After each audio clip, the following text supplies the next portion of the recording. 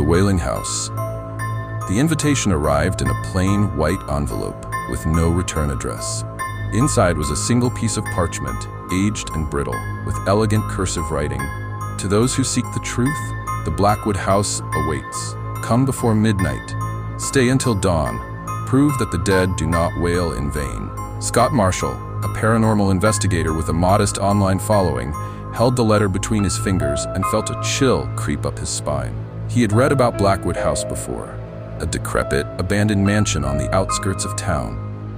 Rumors of disappearances and ghostly cries had surrounded it for decades. Some claimed the spirits of the murdered family still roamed the halls, wailing in eternal agony. Despite the obvious red flags, Scott couldn't resist the opportunity. If he and his small team, his cameraman Jake, researcher Emily, and skeptic friend Tom, could capture solid evidence, they'd skyrocket to fame in the paranormal community. "You're not actually considering this, are you?" Tom scoffed, tossing the letter onto Scott's desk. "It's perfect," Scott said, grinning. "This could be the biggest break we've been waiting for. Just imagine the views, the sponsorships." Jake, always eager for a thrill, nodded. "Man, I say we go for it. Worst case, we get some creepy footage and leave." Emily, the cautious one, hesitated. "There's something strange about this. Who sent the invitation? And why now?" Scott leaned in. Only one way to find out. That night, they packed their gear and drove toward Blackwood House. The road twisted through a dense forest, the towering trees blocking out the moonlight. The deeper they went, the more unnatural the silence became. No rustling leaves, no chirping crickets. It was as if the world had paused. Finally, they reached the iron gates. Rusted and covered in ivy, they creaked open with an eerie groan, as if the house itself was inviting them in. The mansion loomed before them, its once grand structure now a decaying husk. The windows were shattered, the wood rotting, yet an unshakable presence radiated from within. Scott checked his camera. "All right, guys, we're about to make history." Emily hesitated at the threshold, her breath hitching. "Does anyone else hear that?" A distant, sorrowful wail drifted from within the house. Low and mournful, it sent a shiver through their bones. Scott smirked. Showtime. With a deep breath, they stepped inside. The door slammed shut behind them, and the wailing began. The heavy wooden door slammed shut behind them with a deafening bang, causing Emily to jump. Jake turned the camera toward the entrance and tested the knob. "Locked," he muttered, his voice tense. "Guess we're staying the night." Scott clicked on his flashlight and swept the beam across the grand foyer. A thick layer of dust coated the black and white tiled floor, and cobwebs draped from the chandelier above. The air smelled of mildew and something else, something rotten. Then, the wailing returned. It started as a whisper, like a distant wind moaning through the cracks of the house. But as it grew, the sound twisted into something unnatural, an agonized cry that seemed to come from everywhere at once. Emily clutched her arms. "We shouldn't be here." "Relax," Scott said, though his voice was less confident than before. "It's probably just the wind." "Wind?" Tom scoffed. "We're indoors, genius." Scott ignored him and gestured toward the grand staircase. "Let's check upstairs. We'll set up cameras and start recording EVP sessions." Reluctantly, the group ascended. Each step groaned under their weight, as if the house protested their presence. As they reached the second floor, the wailing abruptly stopped, plunging the mansion into eerie silence. Then a thud echoed behind them. They spun around. The closet door, which had been slightly ajar, was now wide open. Inside, darkness loomed like a gaping mouth. Scott swallowed hard. "Hello? Is anyone there?" Silence. Emily took a hesitant step forward, then froze. Something moved inside the closet, a shadow shifting unnaturally. And then, a hand, pale and skeletal, shot out. Emily screamed, stumbling backward. The hand retreated into the blackness, the closet door slamming shut on its own. Scott grabbed her wrist. "We need to get out of this room." Then, the wailing started again, louder this time. The wailing became unbearable. It was as if the very walls were screaming, a chorus of agony and despair. The wallpaper peeled away in strips, revealing something horrifying underneath. Faces. Thousands of them. Twisted, screaming faces embedded in the rotting wood. Their mouths opened and closed, crying out in agony, their eyes filled with endless suffering. Jake's breath hitched. "This house isn't haunted. It's alive." Scott turned, grabbing his arm. "We need to." A rotting hand burst from the floor, grabbing Jake's ankle. He looked down and screamed. More hands were emerging from the floorboards, their fingers digging into his skin. "Help me!" Scott and Tom grabbed him, yanking him free just as the hands dragged themselves further out, revealing tormented bodies, their skins stretched and stitched together like living dolls. And then the house spoke. "One must stay." The floor collapsed, swallowing them whole.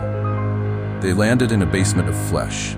The walls pulsated, the faces moaning in endless torment. A monstrous figure loomed over them, a fusion of countless trapped souls, its many mouths whispering in unison. "One must stay, so the rest may leave." Tom's face paled. "No, no, no, no, no!" Scott understood. One had to be taken.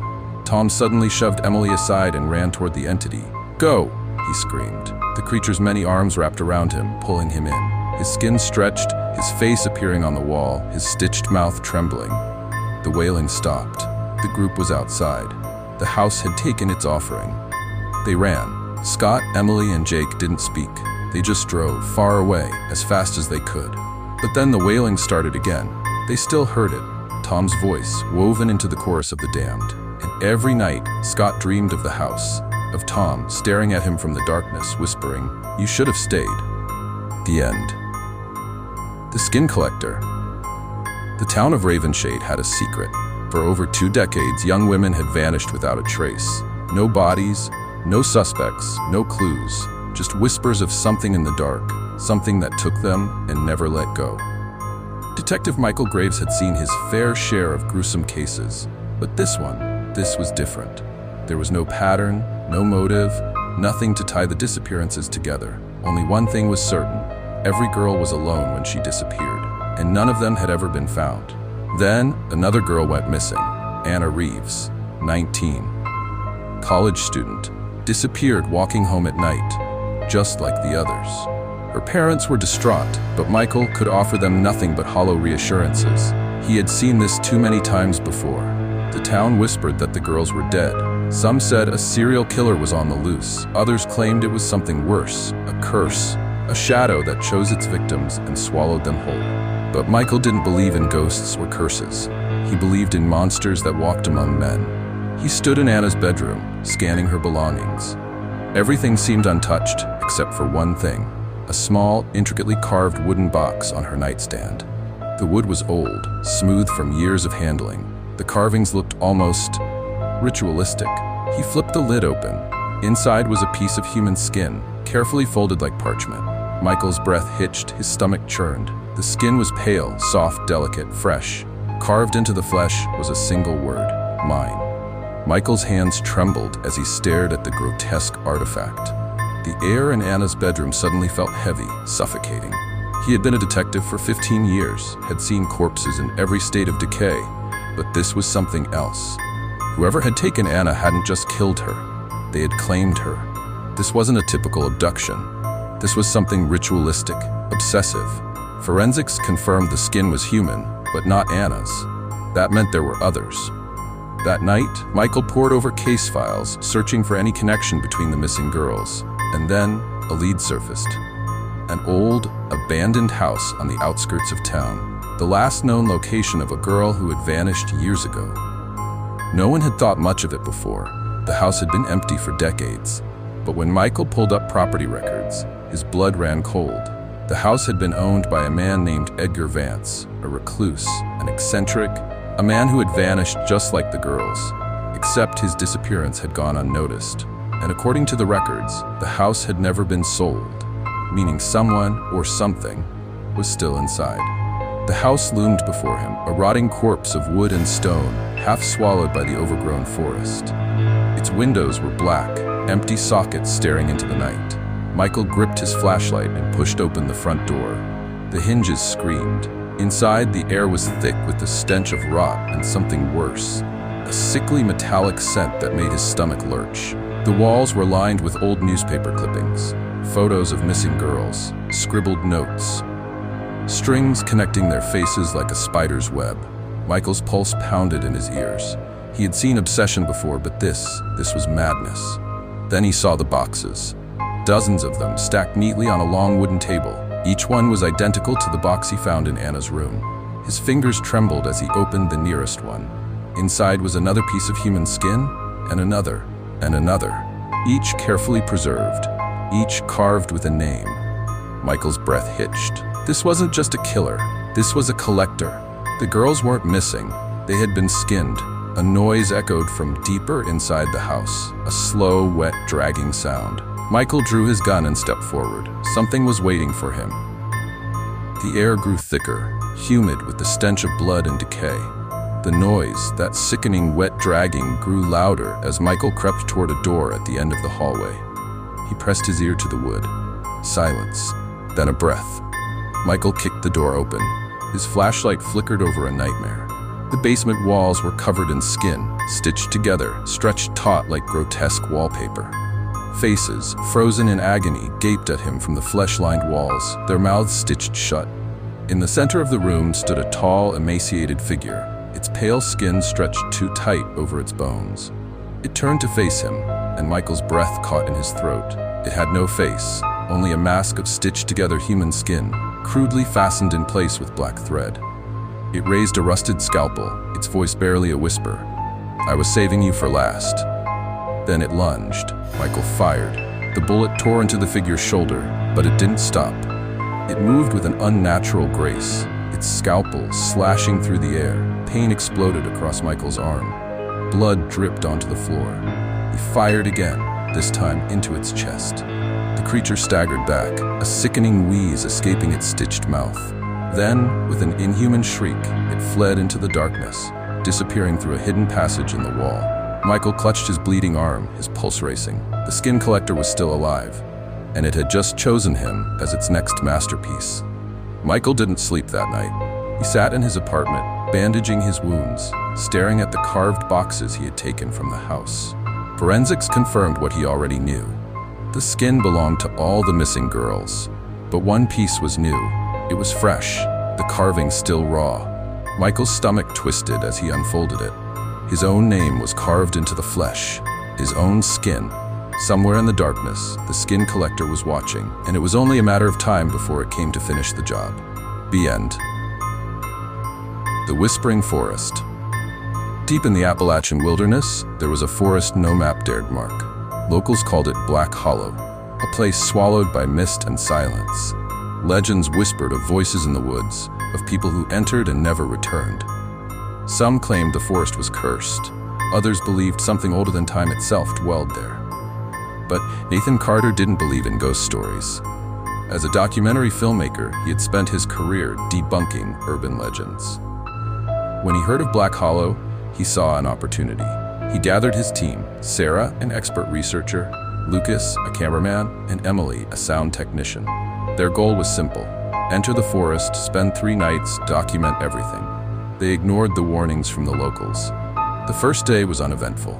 The trees were dense, their branches intertwining like twisted fingers. Birds called from the canopy, but something felt off. The deeper they ventured, the quieter it became. By nightfall, the forest had gone silent. No wind, no rustling leaves, not even insects. As they set up camp, Nathan checked the footage. His stomach knotted.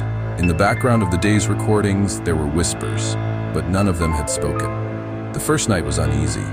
Emily woke up screaming, claiming she had felt something breathing against her face. Lucas dismissed it as a nightmare, but Sarah had found something unsettling. The trees surrounding their camp had shifted in the night. The trunks were closer together, their branches thicker, almost as if the forest itself had moved. Nathan brushed it off. Paranoia. They pressed deeper into the woods, but the further they went, the more distorted their surroundings became. The trees no longer looked natural. Their bark was etched with strange symbols, and their roots twisted into shapes that resembled human faces. Then Emily stopped. "What's wrong?" Nathan asked. She raised a shaking hand and pointed. Ahead of them, a figure stood among the trees. Tall, motionless, cloaked in shadow. They called out, but the figure didn't respond. Then it stepped back and vanished into the mist. A sudden wind rushed through the trees, carrying with it a low, whispering chorus. Nathan's blood ran cold. The forest was alive, and it was watching them. By the second night, their compass was useless. No matter which direction they walked, they always ended up back at their own footprints. Something was keeping them trapped. Panic set in. Lucas wanted to abandon their equipment and run, but Sarah refused. "We came to find the truth," she said. "We're not leaving empty-handed." That night, Nathan reviewed the footage. His hands shook. In every clip, the figure appeared in the background. Sometimes standing, sometimes crouching, sometimes just barely visible between the trees. But in the last clip, something changed. The figure turned its head toward the camera, and it had no face. A blood-curdling scream shattered the silence. Emily. They rushed out of the tent. She was gone. Only her equipment remained, her microphone still recording. Nathan picked it up and pressed play. At first, there was nothing. Then a whisper. "You are not supposed to be here." They searched all night, but Emily was nowhere to be found. Dawn never came. The sky remained dark. The trees stretched taller, their branches twisting into unnatural shapes. Then Nathan noticed something horrifying. Sarah's eyes were turning black. She trembled, gripping her head. "I can hear them," she whispered. "They're inside me." Lucas grabbed her, shaking her violently. "Snap out of it, Sarah!" But she was gone. She stepped back, smiling. Then, without a word, she turned and walked into the forest. The moment she vanished into the mist, the whispering grew louder. Nathan and Lucas ran. They didn't know where they were going, only that they had to get out. Branches slashed at them like grasping hands. The forest shifted, the ground becoming soft, sinking beneath their feet. Then, up ahead, they saw it. A massive tree. Its trunk split open like a gaping mouth. From within, faces pressed against the bark, their mouths moving in silent screams. Nathan's breath hitched. It was them. All the people who had vanished. A shadow emerged from the trunk, moving toward them with unnatural grace. Lucas grabbed Nathan's arm. "Run." But it was too late. The figure raised a hand, and the whispering became deafening. Everything went black. Nathan awoke somewhere else. The sky above was gray, the trees around him warped and shifting. Lucas was gone. Nathan stumbled forward, disoriented. He was still in the forest, but everything was wrong. The trees seemed to breathe, their trunks pulsing like veins. Then he heard a voice. Emily's voice. "Nathan?" He turned. She stood a few feet away, but something was off. Her eyes were pitch black, her smile was too wide. Nathan took a step back. "Emily?" She cocked her head. "You shouldn't have come here." Then, the whispering returned. It came from all around him, from inside his own head. The trees moved, their branches curling toward him. The ground beneath him split open, revealing an abyss of writhing shadows. The last thing Nathan saw was dozens of faceless figures emerging from the mist, their hands outstretched. Then, silence. Days later, a search team found their camp, empty. Only their cameras remained. And on the last recording, a single whisper could be heard, "Come find us." The end.